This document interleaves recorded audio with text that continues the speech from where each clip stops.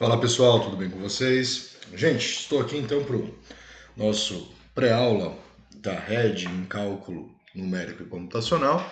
E nessa pré-aula a gente vai estar falando, sobre um segundo método para resolução de equações e zeros de funções, tá? Que é o método de Newton-Raphson. Tá? Então ele é um método extremamente importante, tá? Que garante para nós uma convergência mais rápida para a solução. Tá? Então ele é bem interessante devido a isso. Né? E no nosso encontro, no momento síncrono, a gente vai estar começando a falar ali da resolução de sistemas lineares. Né? E a gente vai estar usando planilhas também, né, para a resolução desses sistemas lineares. Na verdade, vamos ver ali dois métodos, né? O método direto e o método iterativo, que é o método de Gauss-Seidel, mas também o método gráfico. Tá? Então a gente vai estar conversando sobre esses assuntos. Bom, gente, o que consiste o método de Newton-Raphson? Tá? Então ele é um método iterativo, né, ou método indireto, se a gente preferir dizer, tá? Que vai trabalhar sobre a nossa função, tá? Através de um chute inicial, né, de uma estimativa inicial x1, para fazer uma aproximação sucessiva, né, até que a gente consiga obter uma convergência para o zero da função, né, ou para a raiz da nossa equação. Tá? Ele tem como base a expansão da série de Taylor. Tá? Então ele parte lá da questão de séries, né, baseado na série de Taylor, até um truncamento, né? O truncamento, no caso, a derivada de primeira ordem, né? Então ele está fazendo um ajuste até este ponto aqui da série de Taylor, ou seja, f de x ela vai ser igual a f de zero mais a f' de x0 vezes x menos x0. Então descartando esses próximos termos, tá? Então, trucando a série a partir do terceiro termo, né? Então, x0, f de linha de x0, x menos x0, tá? E substituindo x0 por x, né, e x por z, nós teríamos então ali que a f de z, ou seja, o valor da nossa expressão para o zero da função, seria o valor da f de x mais a f' de x vezes a variação de x, de z menos o x, que vai ser muito próxima de zero, né? Pois o valor da função para o zero da função, né, para o valor de z, seria igual a zero. Tá? Então, pode-se, né, através do método de Newton, desenvolver-se que a nossa regra, né, de fórmula de iteração, ela vai ser dada pelo valor de x menos f de x sobre f' de x, né? Então, trabalhando com essa expressão, né, passando, no caso, f de x para o outro lado, passando a f de x dividindo, né, e isolando z, nós chegaríamos nessa expressão aqui. Transformando isso por um processo iterativo, tá? Nós teremos então que o x de k, ou seja, o x da iteração, vai ser o x da iteração anterior menos, no caso, o valor da imagem dividido pelo valor da derivada. Tá? Então, a questão do método de Newton-Raphson é a aplicação da relação de derivadas. Né? E isso acontece porque, geometricamente, a gente vai estar trabalhando com uma aproximação pela reta tangente, o que acelera o processo de resolução. Tá? Que é essa representação aqui. Nós temos x1, o nosso chute inicial. Note que nós estamos um pouco distante de z, mas quando eu traço a reta tangente, né, e faço aquela operação que a gente definiu ali anteriormente, nós vamos encontrar uma intersecção no eixo x, que é a nossa segunda aproximação, x2. Né? Essa x2 por si vai ter um valor da f de x2, que é um pouco distante também aqui no caso do valor de zero, né? Mas passando a reta tangente, a gente tem uma nova aproximação, uma nova estimativa, que é o x3, e repetindo esse processo, cada vez mais a gente está se aproximando desse nosso valor de z. Tá? Então, o método, também chamado método das tangentes, tá? O método de Newton-Raphson, ele garante essa convergência e mais rápida, né? O método da bissecção a gente fica trabalhando primeiro intervalo, ponto médio, segundo intervalo, ponto médio, terceiro intervalo, ponto médio, né? E até a gente obter o erro. No método de Newton-Raphson a gente vai trabalhando com as derivadas, chegando mais rapidamente para a convergência, para a solução da equação, desde que ela exista, tá? De forma geral, né, se a aproximação inicial da raiz for xi, pode-se estender uma reta tangente a partir do ponto xi(f) de xi, que é este ponto, né, então passar a reta tangente, né, no qual ela vai cruzar então o eixo x, representando uma estimativa melhorada para a nossa raiz. Então, cada vez, né, a gente vai melhorando essa estimativa até obter o valor da raiz, né, ou um valor muito próximo a ela, tá? Também pode-se considerar ali o critério de parada, tá, gente, dessa expressão, né? O módulo de x2 menos x1 dividido por x2, né? No caso dessa expressão aqui. O que isso quer dizer? Isso aqui trabalharia com o nosso erro relativo, né? O erro relativo da nossa expressão. Contudo, a gente vai utilizar o erro absoluto, né? A gente vai olhar para a imagem da função quando ela se tornar muito próxima de zero, né, dentro do erro definido, a gente vai usar como critério de parada, tá? Basicamente, essa aqui é uma outra anotação, tá, gente? Mostrando para nós que a gente pode utilizar essa aproximação, a fórmula que a gente viu anteriormente, obtida pela ideia da reta tangente, né? Então, a reta tangente, ela é dada por y menos y0 igual a m vezes x menos x0. O nosso m, que é o coeficiente, né, angular dessa reta, é dado pela derivada no ponto, né? E a gente consegue mostrar a mesma expressão sendo construída através da reta tangente, né? No caso ali, na verdade, ele foi construído através da série de Taylor, mas também é possível observar essa construção utilizando-se a ideia da reta tangente, tá? Então vamos lá, né? Usar o método de Newton-Raphson para determinar o zero da g de x igual a x ao cubo menos x ao quadrado menos 1 para um erro menor ou igual a 0,01. Tá? Bom, primeiro, pessoal, como a gente vai fazer essa estimativa? Né? Nós precisamos encontrar, tanto para o método da bissecção quanto para o método de Newton-Raphson, a gente tem que entender que eles são métodos iterativos. Tá? Então eu preciso fazer o primeiro passo, né? O método iterativo é o segundo passo, né? O primeiro passo é encontrar, né, o confinamento da raiz, né? Determinar aonde ela está localizada, tá? E a gente parte lá do teorema então de Bolzano, a imagem positiva e a imagem negativa, tá? Então primeiro passo, determinar onde ocorre uma imagem positiva e uma imagem negativa. A gente pode utilizar tanto os métodos gráficos, tá, ou uma planilha, como a gente viu anteriormente, para que a gente faça esse cálculo, né? Vamos representar isso daqui, então, utilizando o método gráfico. Depois a gente vai para a planilha para a gente ver, tá? Então a gente tem ali a expressão x ao cubo menos x ao quadrado menos 1, tá? Então essa é a nossa função. Vamos lá para pegar aqui uma planilha, no caso, planilha não, né? Vamos usar aqui o GeoGebra, tá? Vamos colocar a nossa função f de x igual a x elevado ao cubo menos x elevado ao quadrado menos 1, tá? Então note que o gráfico da nossa função, ela apresenta um ponto de intersecção com o eixo x. Tanto que eu vou utilizar aqui a intersecção entre dois objetos, tá? Tá na segunda aba, a aba de geometria, tá? Vou clicar na curvatura e vou clicar no eixo x. Então, ele vai marcar aqui o ponto onde nós temos a intersecção, né? E onde a nossa função está passando pelo zero.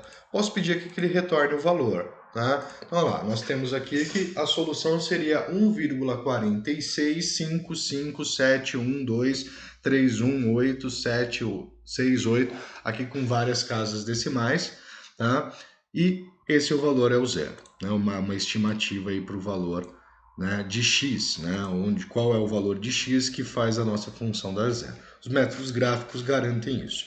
Mas a gente pode perceber que para 1, você tem uma imagem negativa, tá? E para 2, você tem uma imagem positiva. Então a gente pode definir que a nossa raiz, né, nosso zero da função, ele está entre 1 e 2, tá? Então vamos colocar aqui que z, né, que é o nosso zero da função, ele pertence ao intervalo 1 e 2. Tá? Sabemos que ele está dentro desse intervalo. Então a gente precisa de uma estimativa inicial, um chute inicial, né? Quem seria esse chute inicial? O nosso x1. Tá? O nosso x1 pode ser qualquer valor dentro deste intervalo. Pode ser o 1, pode ser o 2, pode ser 1.1, pode ser 1.25, pode ser 1.83, pode ser qualquer valor. Tá? A critério de escolha aí. Tá? Tem melhores valores? Tem. Tá? Tem melhores valores. Porém, você pode tomar qualquer um deles. Normalmente eu uso como recomendação, né, que se está entre 1 e 2, vamos pegar o ponto médio. Né? Então, entre 1 e 2, eu vou fazer aqui o ponto médio entre os nossos dois extremos. Então, 1 mais 2 dividido por 2, nós teremos então 1,5, né, o ponto médio como estimativa inicial. Basicamente, usei aqui o método da bissecção para determinar esse primeiro valor. Tá? Muito bem, temos a nossa chute inicial, né, a nossa estimativa inicial. O método de Newton-Raphson, né, então ele vai utilizar a fórmula de recorrência da seguinte forma, né, x da iteração k mais 1 vai ser igual a x da iteração k. Perdão, deixa eu mudar aqui. X da iteração k vai ser igual a x da iteração k menos 1 menos a f de x k menos 1 dividido pela f' de x de k menos 1, tá? Ou seja, para eu calcular o próximo valor de x, né, eu tenho aqui a primeira estimativa, a segunda estimativa vai ser dada por x2 igual ao valor da primeira estimativa, que é x1, menos a f do x1 dividido pela derivada de x1. Tá? A estimativa 3, ela vai ser dada então por x2, que é o x da estimativa anterior, menos a f de x2 dividido pela derivada da f de x2. Tá? E assim sucessivamente. Né? É essa expressão que nos está querendo dizer. Então a gente vai precisar, além da função, a gente vai precisar da sua derivada. Tá? Então vamos fazer aqui a derivada da nossa g de x. Né? Então a derivada da g de x vai ser derivada de x ao cubo 3x ao quadrado, derivada de x ao quadrado é 2x e a derivada de 1 é 0. Tá? Então nós chegamos nessa segunda expressão. E agora a gente vai aplicar o processo iterativo. Tá? Para isso, a gente vai usar uma planilha, né, que eu já deixei junto com o método da bissecção, mas eu vou deixar aqui também, né, esse encontro, né, no material dessa aula para vocês. Note que aqui está o método da bissecção ao lado e aqui o método de Newton-Raphson. Tá? Por que eu estou trazendo essa planilha? Né? A gente usou para definir que está entre 1 e 2 a solução, né? Porque a gente usou o método gráfico, mas a gente poderia utilizar aqui. Né? Eu vou configurar a nossa f de x, né? A nossa g de x. Ela, então, é o valor de x elevado ao cubo, menos o valor de x elevado ao quadrado, menos 1. Configurei aqui a nossa f de x. Né? Vou chutar alguns valores, então, para x. Vou começar aqui com menos 3. Opa, um lock está desativado. Menos 3, ela dá menos 37. Menos 2, ela dá menos 13. Menos 1, ela dá menos 3. 0, ela dá menos 1. 1, ela dá, perdão, menos 1. e para 2 ela dá 3. Tá? Então note que a gente conseguiu aqui determinar, né, o intervalo onde ocorre, né, um zero. Ele ocorre entre 1 e 2, como era esperado, que nós vimos anteriormente ali usando o método gráfico. Tá? Então eu vou começar o processo iterativo, né, com o auxílio da tabela. Então o que a gente vai precisar? O valor de xk, ou seja, o xk, K1, aqui é o x1. Né? A gente viu ali que eu tomei como estimativa inicial o ponto médio desse intervalo, então o médio entre 1 e 2 é 1,5. Tá? Então a gente vai colocar aqui 1,5. 1,5. Tá? Depois eu vou configurar aqui, por causa questão aqui do uso do erro, né? O erro está na terceira casa decimal, tá? Então, boas práticas, né? Se o erro está na terceira casa decimal, a gente vai usar 4 casas, tá? Para trabalhar com o problema. Precisamos configurar, então, o valor da função para f de x da iteração, tá? Que a gente vai usar para obter o próximo, né? Ele é o numerador dessa fração que nós temos aqui. Então a gente vai colocar igual, a nossa função então vai se tornar o valor do x da iteração elevado ao cubo, menos o valor da iteração elevado ao quadrado, menos 1, configurei. Ela retorna 0,125, note que já é um valor bem próximo de zero, tá? Vamos precisar do valor da derivada, então vou ter que configurar a derivada aqui. Quem é a nossa derivada? 3x ao quadrado menos 2x. Então a gente vai configurar igual 3 vezes o valor de x elevado ao quadrado menos 2 vezes o valor de x que está na E8. Tá? Então a derivada deu 3,75. E o erro, né? O erro é o valor absoluto da nossa f de xk. Tá? Então a gente está com um erro de 0,125. Só vou deixar aqui para trabalhar-se com 4 casas, né? Como eu falei da questão da boa prática. Então 0,125. Nós estamos próximos. Tá? Agora, como a gente vai calcular o novo valor de x? Né? O x da próxima iteração aqui, certo? Pessoal, a formulazinha de recorrência, ele fala assim, né? O x2 é o valor do x1 menos a f de x1 dividido pela derivada de x1. Ou seja, este segundo valor, ele vai ser igual ao valor que nós temos na linha de cima, que é o x1, menos o valor da função de x1 dividido pela derivada do x1. Olha lá, o primeiro menos esse dividido por esse. O primeiro menos esse dividido por esse. Nós temos que a nossa próxima estimativa melhorada é 1,4667. Tá? Então vamos pegar aqui, arrastar essa linha para baixo.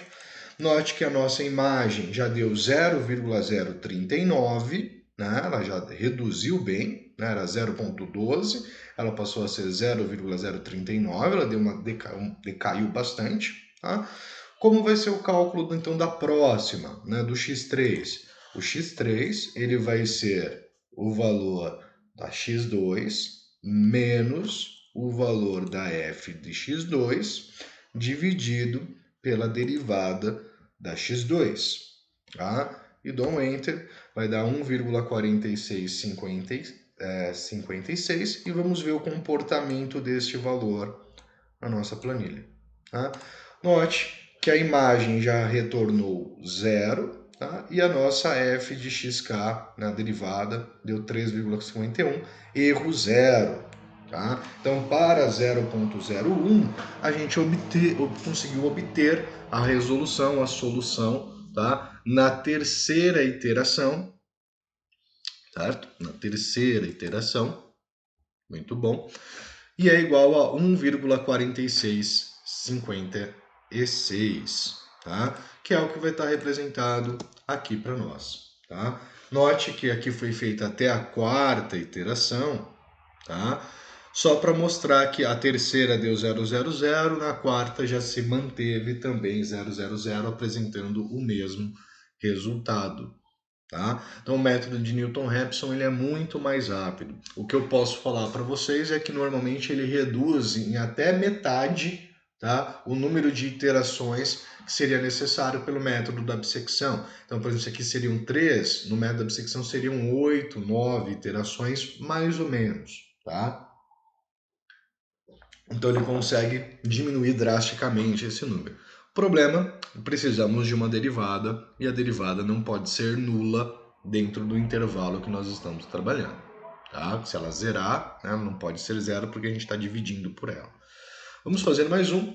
Então calcule a raiz positiva da equação e elevado a x menos 2x menos 2 igual a zero, com uma precisão inferior a 0,001. Tá? Vamos usar o método gráfico, tá? Para a gente definir, nesse caso, qual seria a localização. Lembrando que ele traz para nós aqui a informação que a raiz deve ser positiva, ou seja, eu estou trabalhando com x maior que zero, né? Maior ou igual a zero. Tá? Então vamos pegar aqui o GeoGebra. Eu vou apagar a que a gente já tinha feito, vou dar a nova entrada, f de x ela é igual a e elevado a x menos 2 vezes x, opa, tá trabalhando no expoente, cadê? Menos 2 vezes x menos 2, tá? Então note que a nossa função ela tem dois zeros, né? Vou usar aqui a intersecção, da mesma forma que eu usei no anterior. Então, a intersecção da curva com o eixo x. Ele marcou apenas um ponto. Tá, agora marcou o segundo ponto. Tá? Ela tem dois pontos, né? Onde aqui acontece o zero. Mas o enunciado pede, né, que a gente determine a solução positiva. A solução positiva é maior que zero, então é esse ponto A, ou seja, está entre 1 e 2. Poderia vir aqui também, tá? Clicar em A e pedir para ele exibir o valor, né? Então, 1,6783, tá? Ou 1,68, dependendo de quantas casas a gente for utilizar, tá? Ele também mostra a intersecção aqui nas linhas de comando, tá? Então, o valor de x para zero seria esse, ok? Bom, então está entre 0 e 1. Então vamos lá, né? A nossa valor z, ele pertence então a um intervalo 1 e 2. Tá? Vamos fazer a primeira estimativa. Então a estimativa de x1 vai ser igual a 2 mais 1 dividido por 2, que vai ser igual a 1,5, né? O ponto médio do intervalo. Certo? Outra informação que eu preciso da derivada da expressão, tá? Então, se a nossa f de x, ela é i elevado a x menos 2 vezes x menos 2, né? A nossa derivada f' de x vai ser derivada de i elevado a x é i elevado a x, a derivada de menos 2x é menos 2. E a derivada de menos 2 é zero. Tá? A partir disso, a gente vai usar a fórmula de recorrência. Né? Então, x de k, da iteração k, vai ser o x de k menos 1 menos a f de xk menos 1 dividido pela f' de xk menos 1. Tá? Vamos lá para a nossa planilha. A gente tem aqui marcado, já anotado as duas derivadas, para ficar um pouquinho mais fácil, né? A expressão e a sua derivada. No caso, eu deixei ela aqui, reservadinha para a gente fazer. Calcule a raiz positiva. Né? A gente vai ter que mudar, então eu vou deletar essas informações que foram colocadas nessa nossa planilha.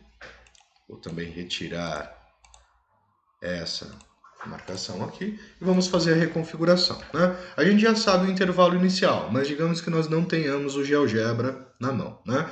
Então a gente precisa inserir a função. A função é exponencial. Como eu insiro uma exponencial no Excel? É o exp, tá? EXP, ele retorna o valor de E elevado a um determinado valor, ou seja, um valor de uma célula, né? Então, exp, abre parênteses, valor de x, menos 2 vezes o valor de x, menos 2. Opa. Menos 2 vezes o valor de x, menos 2. Né? Configurei, já apresenta aqui menos 1. Como, né, ele fala que ele quer a raiz positiva, eu não vou chutar valores negativos. Né? Então, vou chutar o 0, que dá menos 1. Vou chutar o 1, que dá menos 1,28. Vou chutar o 2. Opa, para 2 já deu um valor, então, aqui positivo. Né? Então, confirmando a nossa ideia inicial através do gráfico, né, que a nossa raiz, né, o valor exato, né, dessa equação, ele está entre 1 e 2. Tá? No intervalo de 1 e 2. Então, nosso primeiro valor de x, né, é um valor dentro desse intervalo. Eu falei para vocês usarem o ponto médio, então usar 1,5, certo? Note que a precisão agora ela está na quarta casa decimal, então por boa prática a gente vai usar 5 casas decimais. Tá? Vamos configurar a f do x da iteração, então exp E8 menos 2 vezes o valor da E8 menos 2, configuramos o valor da função, note que dá menos 0,5183, configurar a derivada. Né? A derivada é exp do valor da E8, que é o nosso x da iteração, menos 2. Tá? Aqui o valor da derivada e o valor do erro, que é o absoluto do valor da função. Tá? Note que nós temos um erro aí, então, de meio. Né? A gente está, o valor da nossa expressão está retornando 0,5183. Praticamente meio a mais do zero, né? Ou a menos do zero. Bom, vamos repetir o processo. Só vou deixar aqui no quantidade de casas. No caso, 4 casas vão ser utilizadas 5 casas decimais. Tá? Próximo valor de x. x2. x2 vai ser igual ao valor do x1. Tá? Menos o valor da imagem do x1, da f de x1, dividido pela derivada da da derivada de x1, tá? Igual 1,70885, tá? Então, é entre 1 e 2, né? Comecei com 1,5, agora foi para 1,78, tá? Então, vamos repetir aqui o processo. Note que caiu para 0,1 o valor da imagem, tá? Então, o nosso erro ele diminuiu, tá? Vamos calcular o x3. O x3, então, vai ser o valor da x2 menos o valor da imagem da f de x2 dividido pela derivada de x2. Vai dar 1,67907, tá? Vai ver que ele subiu para 1,70, agora caiu para 1,67, tá? Vamos copiar as nossas expressões. A nossa função já apresentou ser 0,002, ou seja, deu uma redução drástica. Ela começou com um erro de meio para 1/10, agora está em 2 milésimos o nosso erro. Tá? Isso é muito bom, o erro está caindo bem rápido. Tá? Então a gente vai para o x4. x4 vai ser o valor da x3 menos o valor da função para x3 dividido pela derivada da x3, né, do valor de x3, que vai ser igual a 1,67835. Né? Então vamos copiar aqui e verificar o que acontece para este valor. Né? Então, olha lá, a f retornou todos os valores zeros, né? Ou seja, pelo menos até a quinta casa decimal, ela retornou zero. Então ela está com uma exatidão muito grande. Então nosso erro aqui deu zero. Né? Na verdade, ele não é zero. Né? Se eu aumentasse, ampliasse ele, né? Vir aqui, selecionar e ampliar, vocês vão ver que tem um valor aqui na sexta casa decimal, né? Mas a gente está trabalhando com uma diferença na quarta casa, né? A gente está usando uma casa a mais só para a gente ainda ter um pouquinho mais de liberdade ali.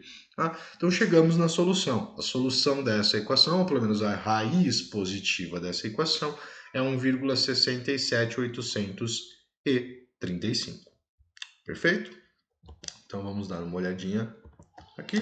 A solução ela está aqui então, tá, pessoal? Representando, né, todo o processo, né, o chute inicial, a estimativa inicial, os cálculos, né, chegando então na solução neste ponto, tá? Pessoal, deixo para vocês aqui dessa parte de Newton-Raphson, tá? Para vocês brincarem aí um pouquinho, para vocês também depois, né, antes de fazer atividade avaliativa, né, treinarem esse exercício, tá? Que tem 3 funções para encontrar-se o zero, tá? Fala-se qual é o intervalo, né? Também se dá aqui qual é o valor do chute inicial para você estar trabalhando e qual é a precisão. Tá? Então deixo isso aqui para vocês estarem treinando aí o método, treinando o uso da planilha, treinando o uso do GeoGebra para conseguir verificar. Né? Lembrando, qualquer dúvida também, né, vocês podem tirar comigo no momento síncrono, tá? Mas o foco dele vai ser trabalhar resolução de sistemas lineares. Tá? Então aguardo vocês na nossa aula. Grande abraço, fui!